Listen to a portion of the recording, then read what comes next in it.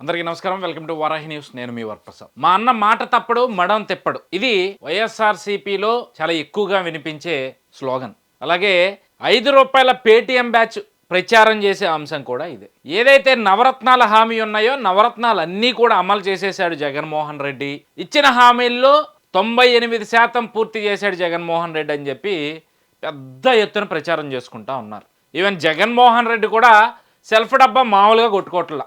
ఎక్కడ బటన్ నొక్కే కార్యక్రమం చేసినా నేను 98% పూర్తి చేశా, 99% పూర్తి చేశా, ఇచ్చిన హామీలన్నీ పూర్తి చేశా, నేను మీ బిడ్డని మీ గెడ్డని అంటూ కళ్ళబొల్లి కబుర్లన్నీ చెప్తా ఉన్నారు. మరి వాస్తవంలోకి వెళ్తే జగన్మోహన్ రెడ్డి ఇచ్చిన హామీలన్నీ నెరవేరినాయా? మరి నెరవేరితే ఈరోజు అంగన్వాడీ వర్కర్ల మీద ఏదైతే ఎస్మా ప్రయోగం చేశారో అది ఎందుకు చేయాల్సి వచ్చింది?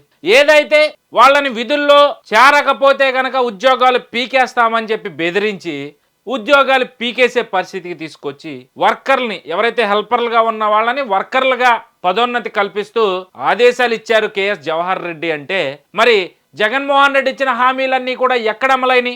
మీరు చెప్తున్న, మీరు కొడుతున్న డబ్బాలకి వాస్తవ రూపంలో ఎక్కడ కనిపిస్తా ఉంది మీ హామీలన్నీ నెరవేరినట్టు? ప్రతి సంవత్సరం జాబ్ క్యాలెండర్ అన్నారు, ఒక్కటి ఇచ్చిన పాపాన్ బాల. ఇప్పుడు ఏదో గ్రూప్ 1 అంటూ కూడా 83 పోస్టులు 85 పోస్టులు ఇస్తూ ఇచ్చేసామన్నట్టుగా గొప్పలు చెప్పుకుంటా ఉన్నారు. ప్రత్యేక హోదా అన్నారు, ఎక్కడ ప్రత్యేక హోదా పేరే లేదు.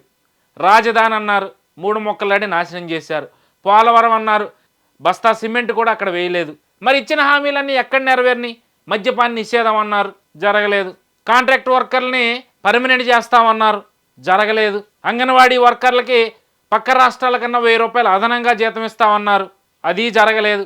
ఈరోజు సుప్రీంకోర్టు ఏదైతే తీర్పిచ్చిందో దానికి అనుగుణంగా వాళ్ళకి రావాల్సిన హక్కుల్ని అంగన్వాడీ మహిళలందరూ కూడా, అంగన్వాడీ వర్కర్లందరూ కూడా అడుగుతూ ఉంటే చర్చలకు పిలిచి ఇప్పుడు కాదు ఎలక్షన్లు అయ్యాక చూద్దామని చెప్పి తప్పించుకునే ప్రయత్నం చేస్తూ ఉన్నారు. ఈరోజు వాళ్ళు అడుగుతుంది ₹26,000 జీతం. దాన్ని పిలిచి మా రాష్ట్రం అప్పుల్లో ఉంది, మేము చేసిన పనికిమాలిన పనుల వల్ల కొంచెం అర్థం చేసుకోండి అమ్మా, 26 కాదు 18, 20, 23, 22 ఎంతో ఒక అంకె చెప్పి వాళ్ళని ఒప్పించాల్సింది పోయి అసలు మేమేమో ఎలక్షన్ తర్వాత చూద్దాము అంటే మళ్ళీ ఎలక్షన్లో మీరు గెలుస్తారని కళ్ళగంటా ఉన్నారా? అనుకున్నంత మాత్రం గెలిచేస్తారా? ఒకవేళ మీరు ఇచ్చిన హామీ ప్రకారం వాళ్ళు ఎలక్షన్ వరకు ఆగారనుకో, మీరు ఓడిపోయారనుకో, ఏంటి పరిస్థితి? వచ్చే ప్రభుత్వం ఏం చెప్తుంది? గత ప్రభుత్వం కదా అమలు చేస్తానంది, మేము అనలేదు కదా అని చెప్పి ఆ ప్రభుత్వం కూడా తప్పించుకుంటుంది. కానీ ఇప్పుడు మీరు చేసిన పనికిమాలిన చర్య వల్ల ప్రతిపక్షాలు చాలా స్పష్టంగా క్లియర్గా చెప్తా ఉన్నాయి, ఈ 2 నెలలు ఓపిక పట్టండి అమ్మా, మేము అధికారంలోకి రాగానే మీరు అడిగినంత జీతము ఇస్తాము, మీ హామీలన్నీ నెరవేరుస్తాము అని. ఏం చెప్పదలుచుకుంటున్నాను నేను అంటే, జగన్మోహన్ రెడ్డి కానీ వైఎస్ఆర్సీపీ బ్యాచ్ కానీ మా జగనన్న మాట తప్పడు, మడం తిప్పడు, మాటిచ్చాడంటే అంతే జరిగి తీరుతుంది అని తెగ డబ్బా కబుర్లు చెప్పుకున్నంత మాత్రాన మీరు చెప్పే అబద్ధాలు నిజాలు అవ్వు, మీరు కప్పిపుచ్చే నిజాలు అబద్ధాలు అవ్వు. ఈరోజు ప్రతి వర్గం కూడా మీరు చేస్తున్న ఈ దుర్మార్గపు పరిపాలనని గ్రహించారు.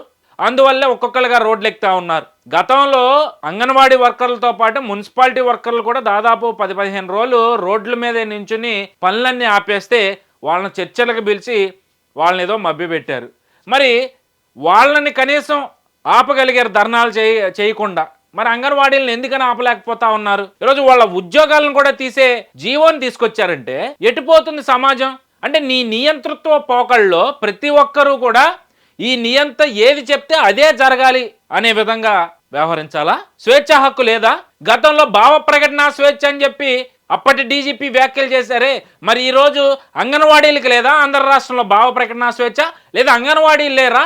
అంబేద్కర్ రాసిన రాజ్యాంగంలో జగన్మోహన్ రెడ్డిదంతా ఒకటే పోకడండి, నియంతృత్వ పోకడి. ఆయన చెప్పిందే జరగాలి, ఆయన చేయాలనుకున్నదే చెల్లాలి. దానికి ఎవరన్నా ఎదురు తిరిగి ప్రశ్నిస్తే అయితే బాబాయ్ లాగా గొడ్డలు పోటేస్తాడు, లేదంటే వాళ్ళని పట్టించుకోవడం మానేసి ఇప్పుడు ఇదిగో అంగన్వాడీలని ఎలా అయితే చిత్రహింసలు చేస్తూ ఉన్నాడో అర్ధరాత్రి వాళ్ళని అరెస్ట్ చేశారంటే మహిళల మీద లైట్లు కట్టేసి మరి ఎంత నీచానికి ఒడిగడతా ఉంది ఈ ప్రభుత్వం. అంటే మహిళా ప్రభుత్వం అని చెప్పుకుంటారు, గన్నకన్నా జగన్ ముందు వస్తాడని చెప్పుకుంటున్న రోజమ్మ లాంటి వాళ్ళు మరి ఈరోజు ఎక్కడమ్మా? గన్ను లేదు, జగను లేడు.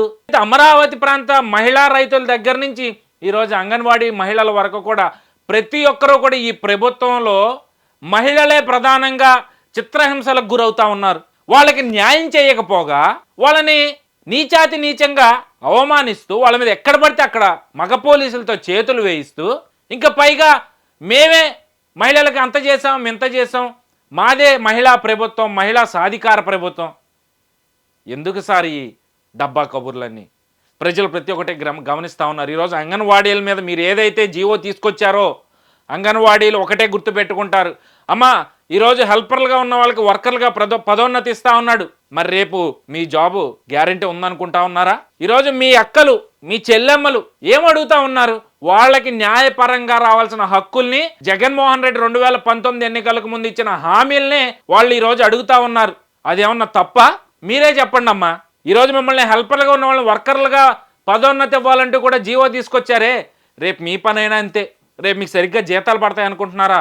ఈరోజు అంగన్వాడీలు పడుతున్న ఇబ్బందులే ఆల్రెడీ మీరు హెల్పర్లుగా ఉండి అనుభవిస్తుంది మీకు తెలియదా?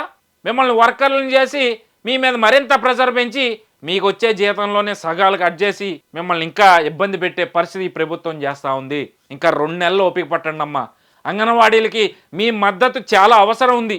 మేమెందుకు చెయ్యాలి వాళ్ళ పనులు అని చెప్పి మీరు కూడా భీష్మించి కూర్చోగలిగితే అంగన్వాడీలు దాదాపు 30-40 రోజుల నుంచి చేస్తున్న పోరాటానికి ఒక అర్థం అన్నా మిగులుతుంది. దయచేసి ప్రతి ఒక్కరికి నేను చెప్పేది ఒకటే, ఈ ప్రభుత్వం ఇచ్చిన ప్రతి హామీని తొంగలో దొక్కింది. మాట తప్పను మడవ తిప్పను అంటూనే మాట మడవ కూడా అడ్డంగా తిప్పేసి అడ్డంగా అబద్ధాలని బొకాయిస్తున్న ఈ ప్రభుత్వానికి బుద్ధి చెప్పాల్సిన అవసరం ప్రతి ఒక్కరి మీద ఉంది. ఈరోజు అంగన్వాడీలు ఒక్కళ్ళే కాదు, మన వరకు వస్తేనే కానీ మనకు తెలియదు అన్న చందాన ప్రతి ఒక్కరు కూర్చోవద్దు. ఈరోజు వాళ్ళకు వచ్చిందంటే రేపు ఖచ్చితంగా మన వరకు వస్తుంది. మన వరకు రాకుండా ఉండాలి అంటే ఇలాంటి నాయకులకి బుద్ధి చెప్పాల్సిన అవసరం ఎంతైనా ఉంది. ఇంకా 2 నెలల ఎలక్షన్లకి అది గుర్తుపెట్టుకుని మీ మద్దతు ఎవరికో ఒక్కసారి మీ మనస్సాక్షిని అడగండి.